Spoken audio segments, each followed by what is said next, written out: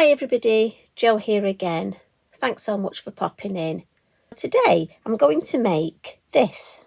Now this will make a lovely Halloween card, but I'm going to make it in my calendar. And as you know, this year I'm taking my inspiration for each month from the design at the base of the page. And I've just added a little bit more stamping, but I've added the same colours so that when I have my finished design, it will just be one lovely cohesive page. Now, I've masked off the area ready just to save a little bit of time. And then I've also got a piece of copy paper that I've folded up just to protect this area. Now, I'm going to start off with one of our new stamps, and this is one of our lovely sorceresses. And this one's Faba, but there is a set of 3 and they're beautiful. So much fun you can have with them. So I'm just going to use my black, my VersaFine Clair, and then I'm just going to stamp her about here. And she's quite a sizable silhouette, so I'm just going to give that ink time to soak in. Let's have a look, and there we go. She's just so beautiful. So I'm going to come in with my fairy lanterns, and I'm going to stick to the black. So I'm thinking this one, I want one at this side, maybe there.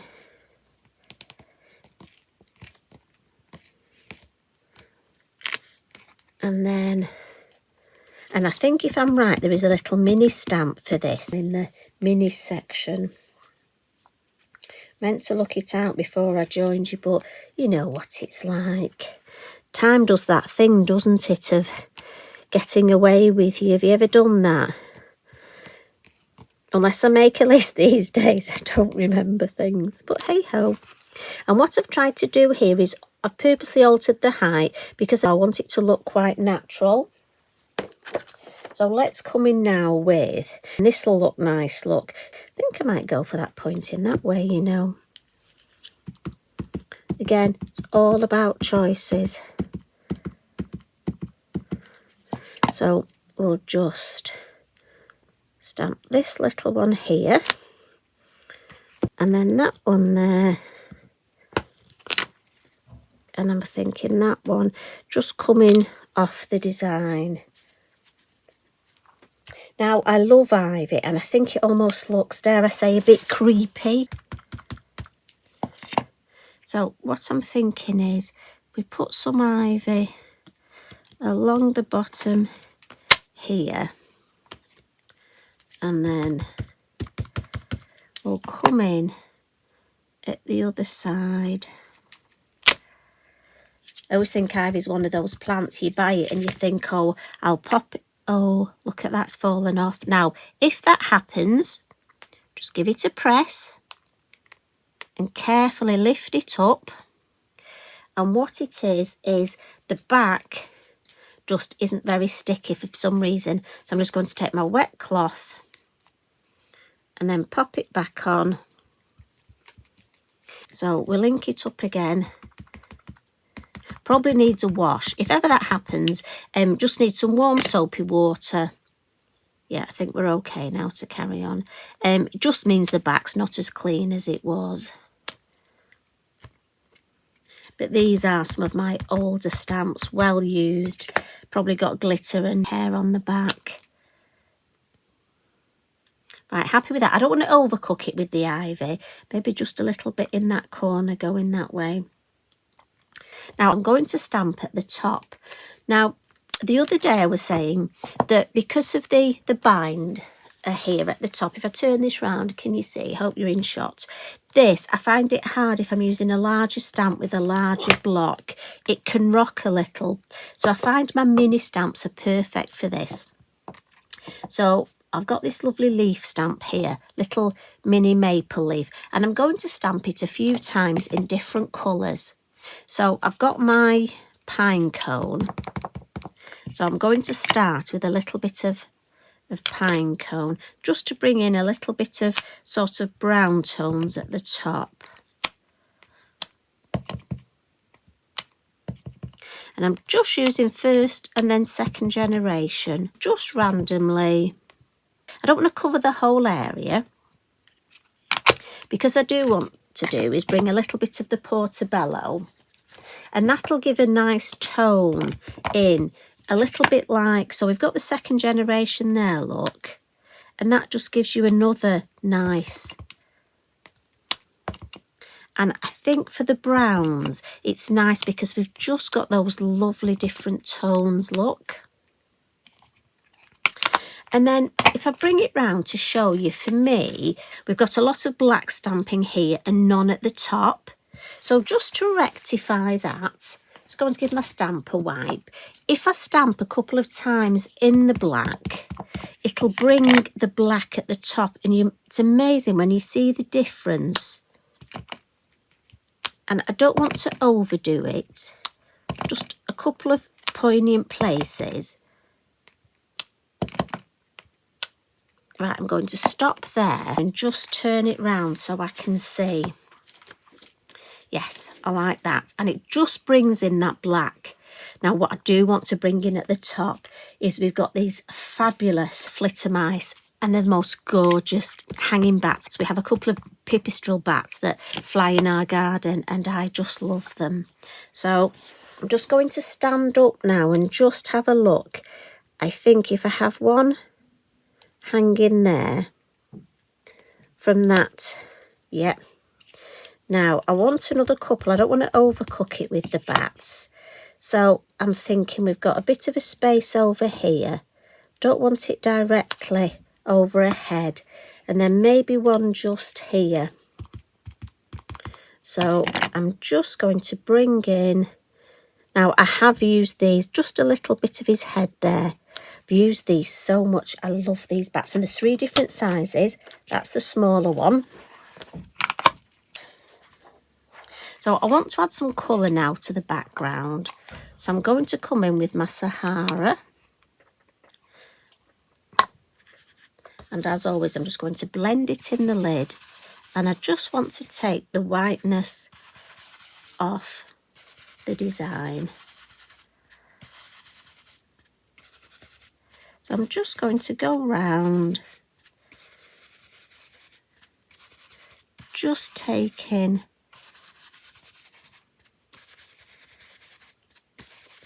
that whiteness off. You probably won't see very much, but I know it's there. That's just a starting point. What I do want to add now is a lovely glow, and I'm going to use mustard seed for this in the oxide. And again, I'm just going to hold the lid and take the ink from the lid, and I'm going to come in round each of our lovely lanterns, look, and just give, and this is the number 3 brush, and I love this for this. It's amazing how much colour you can get on, look. And I am going to use you can use pencils or pens to colour in the lanterns, but just to give that glow around, I'm just going to come in with the yellow, look. And then obviously round her lantern here. And I think it's a lovely, quick, easy way, look, to just give that glow. Now, while I've got my oxides, I'm going to bring in scorched timber. And for this, I'm just going to edge the design. So I'm going to start in the corners, number 3 brush again, and then just work my way all the way round again in the corners, just to frame the design along the top. And while we've got that out, just going to get my moon mask. Now, in my original, I had my moon here. Actually, that would be quite nice. I could get that bat in. So just going to hold it, and then just with the brown. And I don't want to overcook it, but I think the brown will blend well. And that just misses that yellow there, so that's quite a... Let's have a look. Oh yeah, that's nice. I like that. And then just before, I'm just going to add a little bit more at the base. And I have to say, I love the way that's building up. And we've got a lovely sentiment stamp called Witching Hour. And the colour I'm going to use is Golden Meadow. And that's the VersaFine clay, again, permanent ink. And I want to stamp this in first and second generation, just at various points. So I'll go first, second, and then I think I'll have a first there and second there. Second over my bat, so it won't, I don't want the words right across in.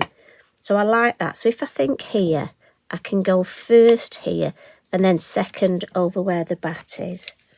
And then coming down here, we can just go maybe first generation there and second generation there. So we'll come in with a little bit more colour now and some highlights. So I'm going to start off my pastel pencil and I'm just going to put that round my moon and just on my beautiful sorceress. A little bit on her hat, her hand and her beautiful dress. Now again, you can give it a bit of shape. You can give it some ruffles, just where you think the light's going to catch it. So I'm going to come in with the yellow and just give her some beautiful yellow locks and just add a bit more yellow into the lamp look. And she's got the most gorgeous detail on the base here of her gown. So we'll add that. And then for my lovely lanterns, I'm going to add a little bit of red just on the outside and then come in with the orange, going back over the red, and then in the middle, a little bit of yellow. Now there's various ways you can do that if you want, and these I try and make, I don't want them all to be the same. So this one, I won't put any down the edge.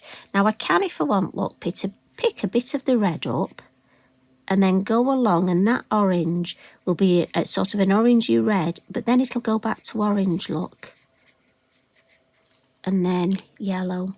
I don't want them all to look identical. So this one, maybe I'll go right down this edge in red. And I just keep my pens in my hand, look, so that I can, because again, in nature, you wouldn't have all your plants, would you? All the flowers, they don't all look the same. So try and get these a little bit, just so they're slightly different. Maybe one with a bit more orange, maybe one with a bit more red. Then if you want to blend, take the yellow across the whole. It just blends them nicely. So this one, let's make this one a bit darker, I think. We've not got a very red one, have we? So maybe have a bit more red on this. And this is what I was saying about, depending on how you're doing with your colouring, depends on how many of these you want to stamp. I mean, again, if I were you, I would put the kettle on, make yourself a brew, and actually take time and do some beautiful colouring. Obviously, I'm always mindful of how much time we've got. Now, I know you're probably speeding up this because, although I know there are some of you that like to watch every little bit, so we like to cover all. So if you're in a rush, speed it up. And then just to add even more detail, I've got a couple of my Signo, and these are metallic, the gel pens. And what I want is with the blue, I'm just going to add some little eyes to our lovely bats. And then this one's the red. And I just think I'm going to come in and I want to add a bit of red look. And just for a pop of colour, maybe just some. And I think her gown look has got some red just at the base here, sort of a nice fiery red. And again, it's up to you how much, but I think a couple of fiery red, and maybe here we can add the odd little swirl.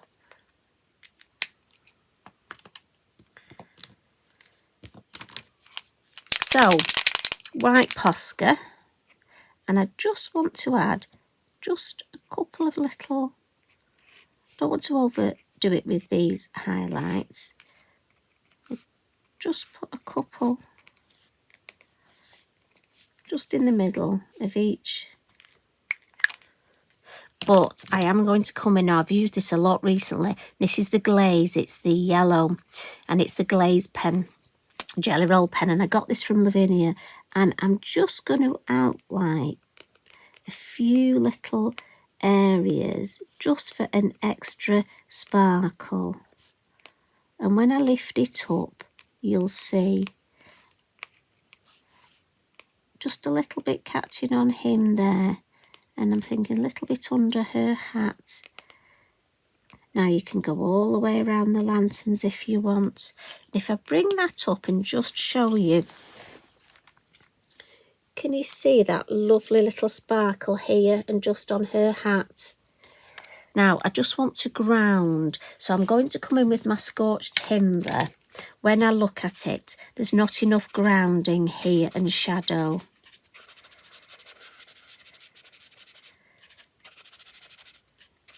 And that would just, and I'm thinking I just want a little bit more there. Yeah. Now, I'm going to come in with some Stickles, and this is the sea foam, and I just want to do this dot and dab just before, oh listen, so along the bottom where I've got my ivy, I'm going to dot it, and a little bit on the leaves, and then I'm going to do a dot and dab.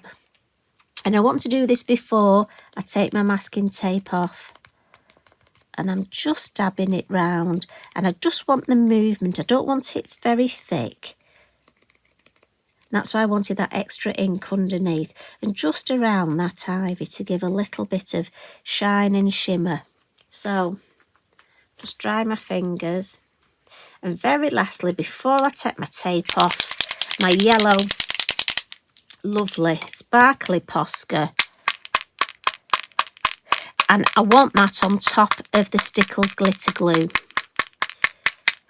And I'm just going to round here on all this. And there's a way of building up all these layers without it looking too much.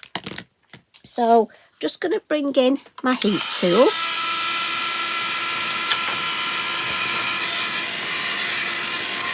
Just around my tape, just for belt and braces. The tape peels off beautifully. And I just want to try and keep everything as clean as possible. And what we'll do, we'll get rid of this just so you can see. Look at that. I mean, I think that is beautiful. And I always think it pops more once you take that tape off. Look. And just those extra little details for me. And if I can show you it all, you see how it blends, it goes lovely with the bottom. So we've got the beautiful yellow, and also the Posca just comes up here. So what I'm going to do is add a little bit in this corner. So we've got that nice cohesive design where the Posca is coming right across. Now I've got some lovely sentiment stickers here, and I've gone for the vintage colour, and I've chosen Give Light, and I think I'm going to put Give Light up here because we've got the beautiful lights, and Shine Brightly down here, just at the base down there, just coming in at the end of the design here. And then I've got the word Special One. And I think she is absolutely stunning, and she's the special one. So that I'm going to put, yes, I think there. So that then I've got the beautiful Give Light in September. I've got the Special One, and I've got Shine Brightly.